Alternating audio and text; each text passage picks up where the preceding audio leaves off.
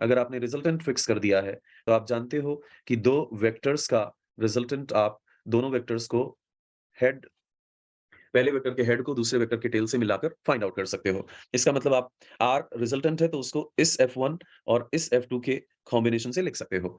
लेकिन अगर R resultant है तो आप उसको इस F1 और इस F2 के कॉम्बिनेशन से भी लिख सकते हो। लेकिन आप नोटिस करोगे कि दूसरे वेक्टर की लेंथ आप लीस्ट यूज़ कर रहे हो, जब उसे F1 से 90 डिग्री का एंगल देते हो।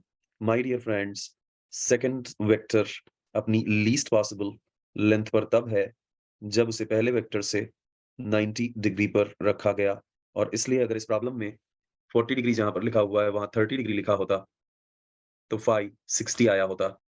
फाइनली F2 का F1 पे परपेंडिकुलर होना ज़रूरी होता, क्योंकि और किसी भी एंगल पर अगर आप F2 को रखते हैं, तो F2 लीस्ट नहीं है, तो F2 ज़्यादा है।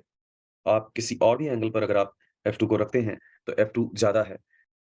एक फिक्स R प्रोड्यूस करने के लिए अगर दूसरा फ़ोर्स आपको मिनिमम चाहिए, तो उसे पहले फ़ोर्स से 90 डिग्री पर रखना होगा।